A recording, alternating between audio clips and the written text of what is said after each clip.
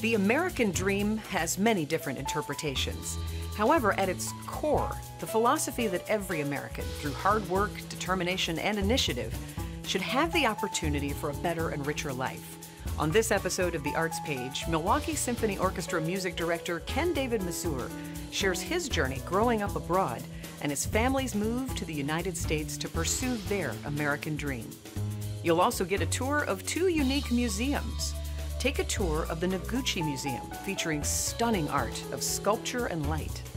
And visit a museum dedicated to fine art, focused on our four-legged friends, the American Kennel Club's Museum of the Dog. The Arts Page starts right now.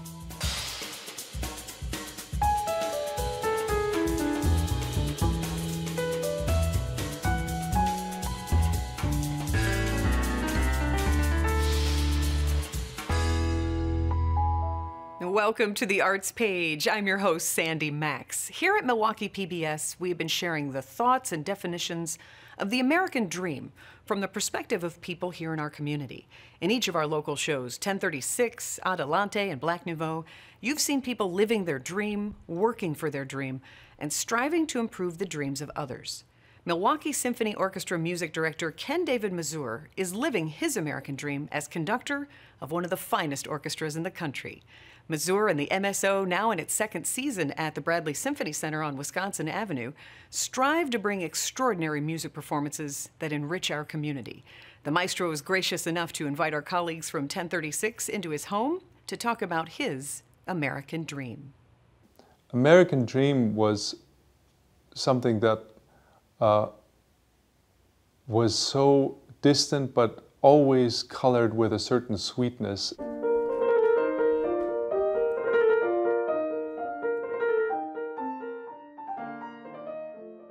I'm Ken-David Masur, music director of the Milwaukee Symphony Orchestra.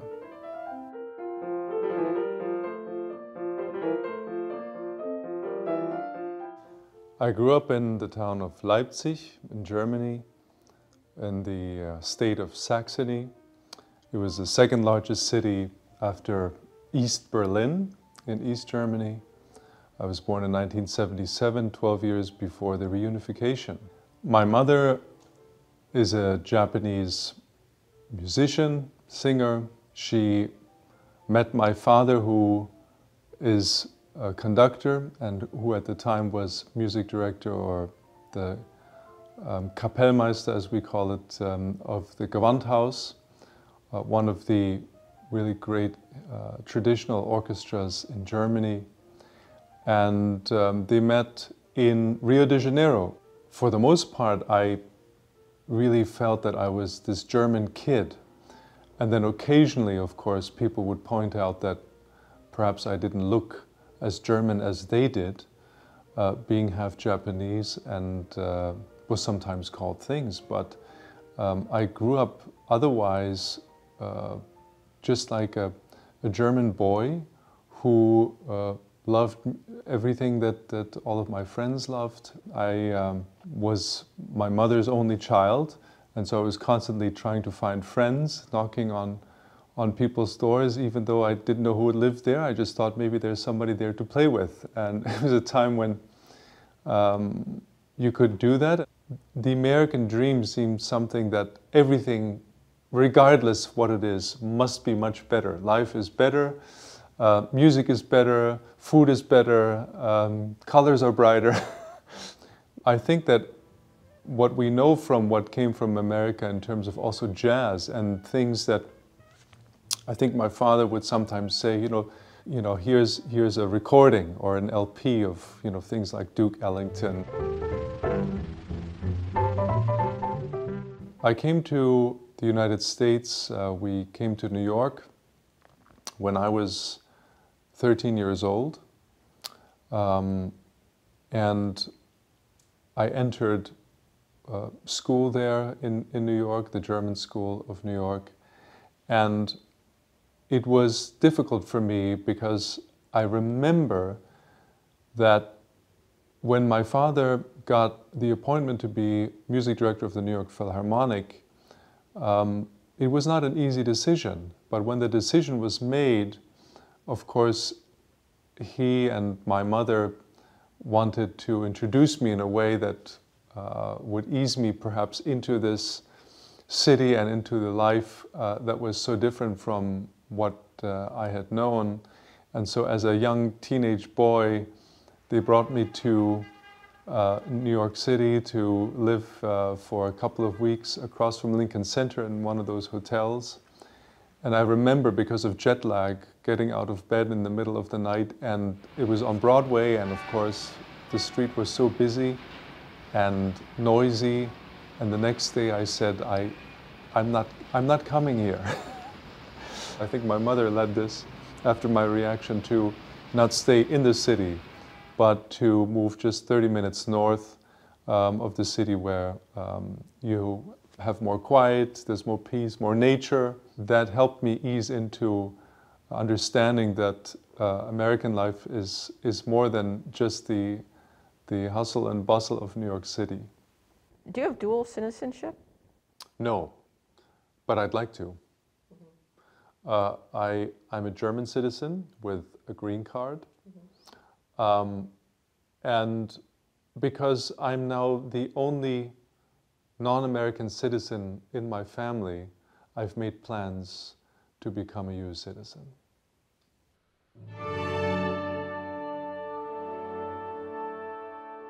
For me, the American dream was always something that was I think an idea, a dream, and rooted in imagination, in sort of also a little bit of fantasy of what are perhaps your own hopes, even in music, just feeling free to try anything without being judged. And during our daily lives, we are concerned with things, we are worried about things, but when we are all in the concert hall together, at least for those 2 hours, we know that we will have peace.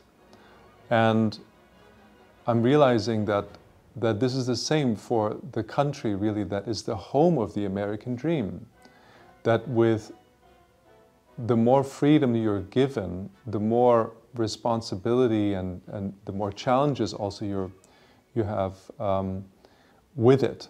And this is why it's become clear to me that actually our idea to keep up this imagination of what the American dream is about bringing the people together on a personal level, in your neighborhood, in the communities that we are connected with, family, and especially after all the recent events that we had to face, not taking things for granted, especially the things that are closest to you. I think I've questioned the American dream about, is it really true that we can use the privilege that we've been given about freedom of speech and freedom of thought and of creativity in the right way without hurting one another? And I think seeing that it's sometimes gone to a much more uncivilized form, I think that every time that happens and that we witness that and that I see that, the American dream idea gets shattered and gets damaged in a sense. And that's when I feel it's much more important to understand that we on the inside, I think with a hope of coming together, a level of joy, positivity, and with this feeling that we are all actually blessed to be given this life and blessed to be given family and loved ones and experience that and be able to share that with others, that we are responsible for that.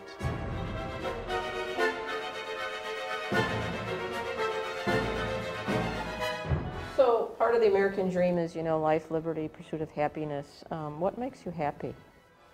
I think simple things.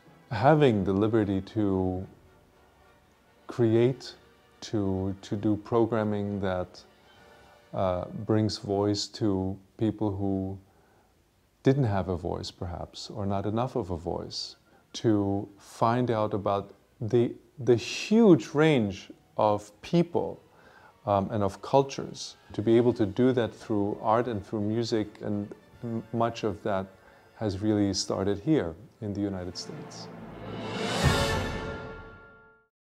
I am living the American dream. I'm living a dream. I feel that I'm gifted with extraordinary performances, rehearsals, moments of music in the home, with extraordinary musicians, especially here with the Milwaukee Symphony Orchestra, in an extraordinary new concert hall, exploring some of the great music that has been written and that has not yet been written, and that I can be part of being in the process of being created. And that is absolutely a dream come true, and I'm very grateful that I can do it here in Milwaukee.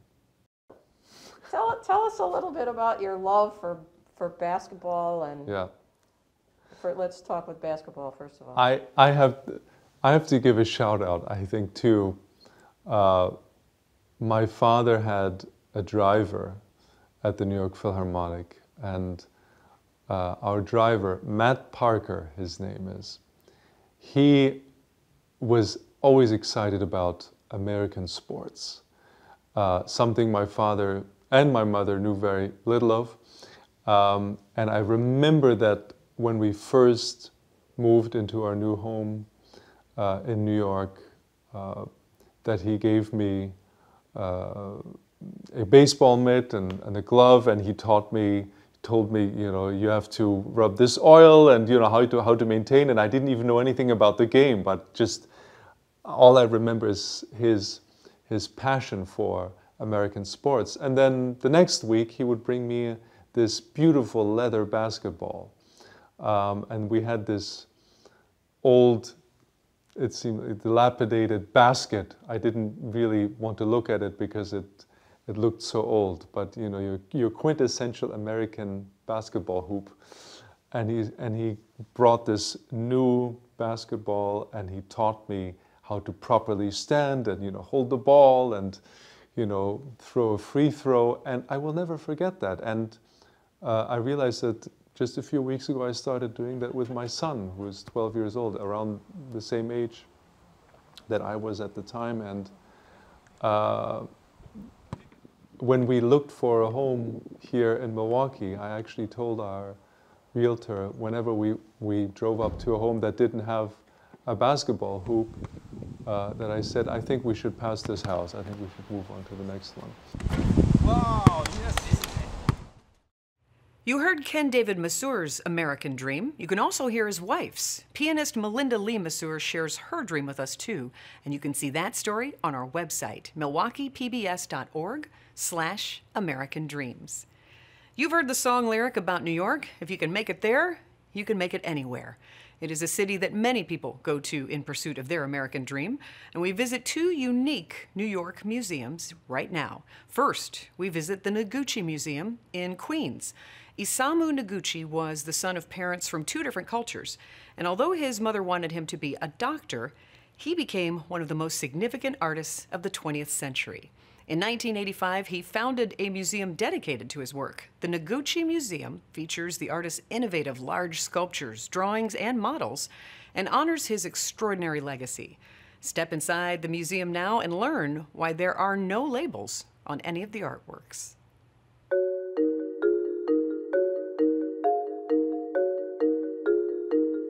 Noguchi was born in 1904. He was born in Los Angeles, California. His mother was an Irish woman from New York. She was born in Brooklyn. His father was a traveling poet from Japan.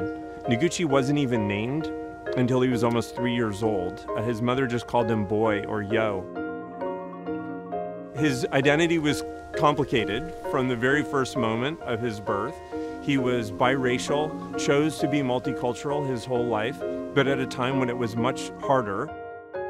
He enrolled at Columbia in pre-med. His mother felt that he was destined for bigger things than being a doctor, and by that she meant being an artist.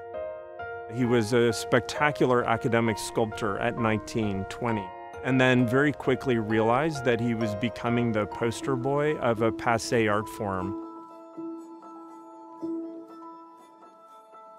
He really wanted to change sculpture in a way that made it a force for civic good. He wanted to make it an active part of our everyday lives. That's why he never stopped making furniture, his Akari lamp series. He made playgrounds, he made playground equipment, he made sets for theater and dance. He had long collaborations with people like Martha Graham. The museum was founded in 1985, but Noguchi had been here for almost 10 years. He bought a derelict factory building, which is the red brick building behind me, and started using it for storage and staging. Sculpture is all about physical inconvenience. Everything is big and heavy and takes up space and requires equipment to deal with. So sculptors always need more room. He decided that in order to encapsulate his perspective or his point of view, his way of thinking of things, that the best thing to do was to build an institution. And so he began to turn his private garden and space into a display space. When the museum opened, it was seasonal. Noguchi would be here himself. You could ring the bell and he'd come down and walk you through.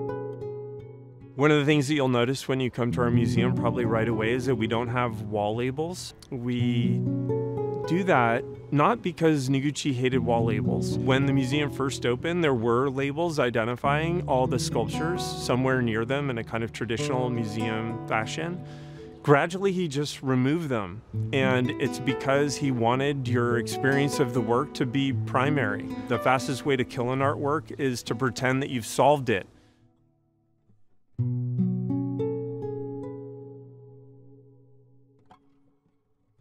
The museum is really about a direct and intimate relationship with these objects and these things, and more important, the larger sense of an environment that they create. They really produce an atmosphere. And we're standing in this garden, which isn't even 2/3 of an acre. It's teeny tiny, it's a postage stamp. He called the museum an oasis on the edge of a black hole. The black hole is New York City and the urban maelstrom. And as small as it is, you come here and you just soak it in. And you soak it in through osmosis. It's like visiting a forest, not like going to the museum. Maybe Noguchi's most successful sculpture overall are his Akari lanterns. He called them lanterns rather than lamps because he said he wanted them to be as movable as butterflies. So traditional paper lanterns in Gifu City specifically are made with a particular kind of continuous bamboo ribbing and washi paper that's made with the interior bark of a mulberry tree. And it produces a laid paper that's just more durable, more flexible, and more resilient than classic laid cotton paper. Breakthrough Capistrano is made out of Japanese basalt. A basalt column is a single crystal of basalt. And Noguchi worked with harder and harder stones because he wanted the material to resist him. What he really liked was stones that had already been marked by some process that he would then incorporate into the work. You can see the lines of drill holes. Those drill holes were made manually with hand drills, and then they'll push 2 bamboo wedges into the hole and fill the hole with water. The bamboo wedges expand enough to crack the stone. Noguchi loved that, and he loved the product of this breaking process. So he would take these stones columns and set them upright, slice the bottom off so that it would stand up, and then make his few adjustments to turn them into sculpture in air quotes. The well that's right behind me, this wonderful variation on a sukubai that is a circulating fountain. The water just cascades out over the stone. That's another one of those basalt columns, just lopped off with a coring drill making a hole in it. Some of these sculptures are eroding, but the trees are growing. Their relationship to each other is changing constantly over time. He planted all of the trees. So the magnificent Katsura tree that provides the canopy that dominates the garden, it really was a sprig. It was a 1/4-inch sapling, and now you see what that's become. And that's why the heart and soul of the Noguchi Museum is this garden.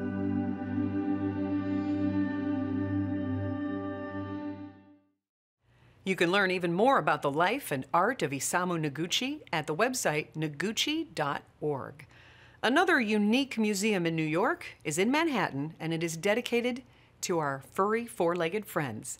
The American Kennel Club Museum of the Dog features nearly 2,000 pieces of canine-related artwork. Founded in 1982, the museum highlights the meaningful role dogs play in society and the strong bond they share with us.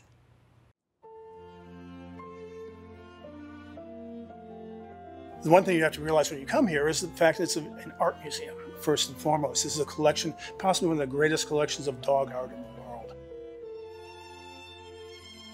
It comprises about 1,700 objects, primarily fine art work. There are paintings, drawings, sculptures, ceramics, a whole variety of things, all dedicated to the dog. Well, we've had several exhibitions. We have a robust schedule. Some that come to mind are the Women and Dogs in the Arts. We found that in going through the collection how many women were involved in really good dog artists, and we want to show that off. We've had Hollywood dogs. We have a number of posters. We have presidential dogs. And we do that every 4 years, talk about the different pets and dogs that different presidents owned. Recently, we've hosted an exhibition of dogs of war and peace. We have a lot of images of dogs, how they helped on the battlefield and off the battlefield, as well as therapy dogs and helping people come back. Particularly poignant was the Wounded Warrior Dogs by James Mellick, an Ohio artist who crafted these allegories of dogs and reflecting the injuries and the suffering that not only the handlers but also the dogs incurred. One of the great joys of bringing this museum to New York was the reception we've had for the library. The library is always packed. We have an activity center. We have about 4,000 volumes of the AKC library. We not only have a great collection, but we also have state-of-the-art digitally interactive displays. You can train a virtual dog. I think I just heard her, Molly. We took a 10-year-old lab out in Los Angeles, put her in a motion capture suit, and then filmed her there. So all the motions and reactions are in real time the way the dog would have done it. Probably the most popular is the Find Your Match. Not the dog you should have, but the dog you look like. It takes your photograph and through AI decides what dog you look like.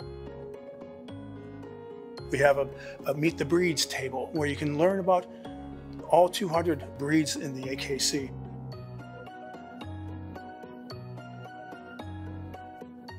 The oldest work here is a 30-million-year-old fossil of Hesperoceraun, which was an early dog. Most of our paintings start around 1670s and then go on to today and show a variety of different activities that dogs engage in.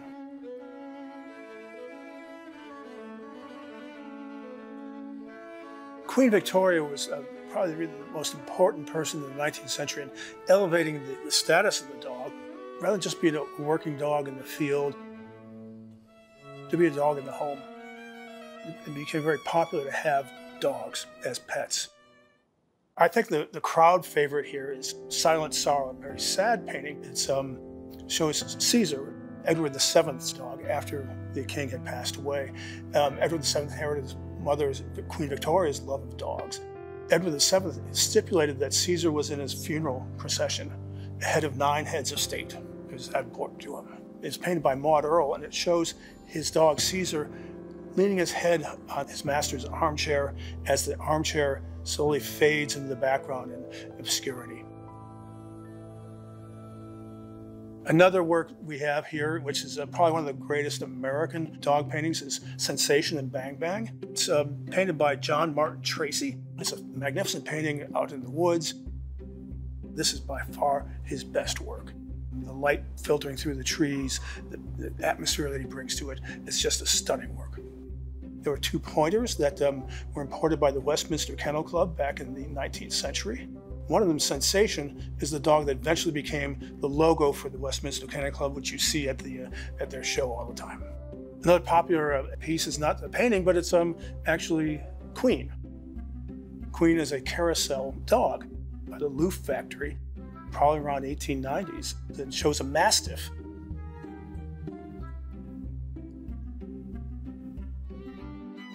hit me after looking at a lot of dog paintings throughout my life. I'm starting to look at dogs differently. And I would see things I didn't see in the dog that the painter was telling me.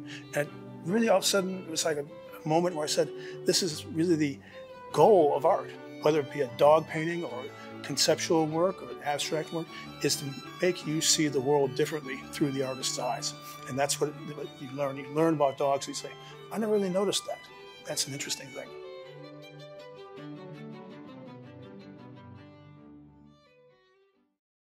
What's your favorite breed of dog? You can browse hundreds of artworks in their permanent collection and get more information about this unique museum at their official website, museumofthedog.org. Thank you for watching The Arts Page. I'm Sandy Max. Please join us the first Thursday of every month for a half hour full of art on The Arts Page.